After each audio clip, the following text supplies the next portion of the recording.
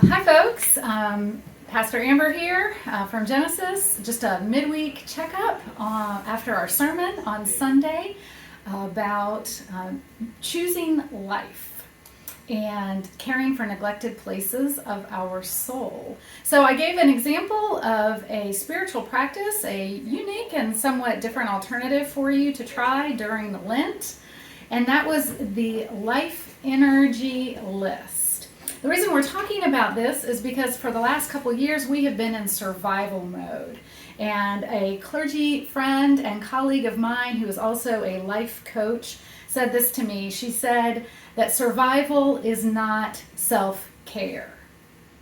Now, in some ways it is. It's the most basic self-care, but it really isn't about nourishing our souls. It's really just about getting through what's necessary, a crisis, a task, getting to the next thing. Self-care is about nourishing our souls, and Lent is a great time to do that. So we want to take a look at the Life Energy List and how it might help you identify places that you're overextended, places you might be experiencing some burnout, or maybe you have a choice to make, and this could help you discern which choice might be more life-giving instead of life-draining.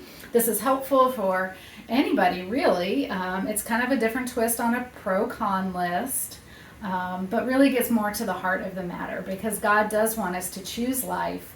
He does want us to have abundant life.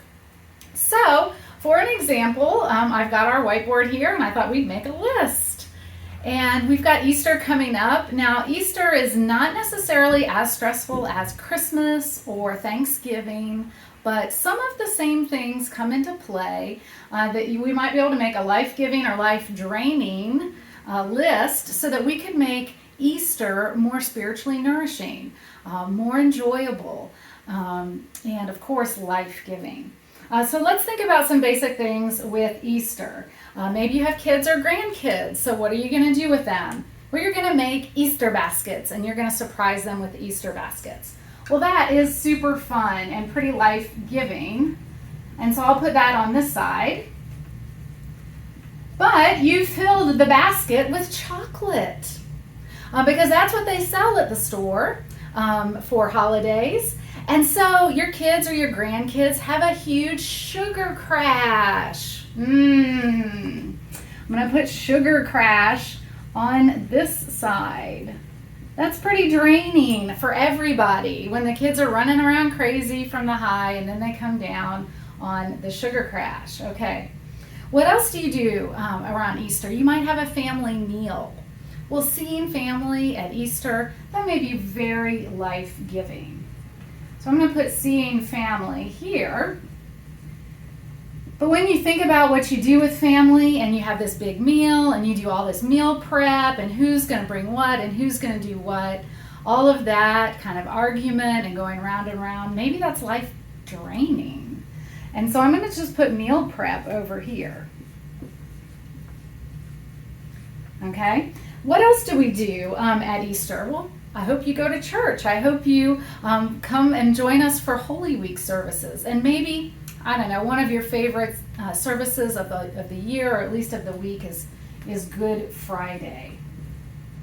Or maybe you love coming on Easter morning and you love the Easter music.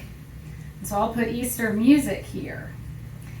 We will be singing the Hallelujah chorus with our choir on Easter morning.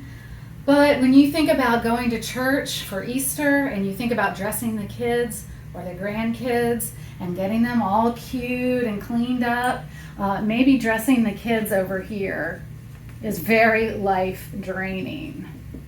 Now, don't bring them naked to church, but still, you see that what we're starting to go with here on our list, right? And so you might ask yourself, okay, I want to keep these things with Easter because this is life-giving, but maybe I shouldn't put all that sugar in their Easter baskets. Maybe we need to do the meal differently this year.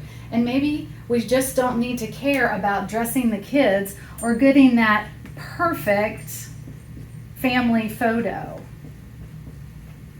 at Easter.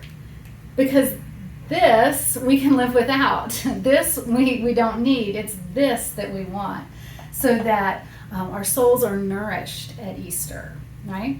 So I hope this is a good example of how you can kind of make a list like this and sort of realign things with your life, with some of your choices. There's some things we don't have any choice about, but some of this we do, and I think you can choose life. And I hope that Easter and this season is a blessing to you, and we look forward to seeing you. Bye.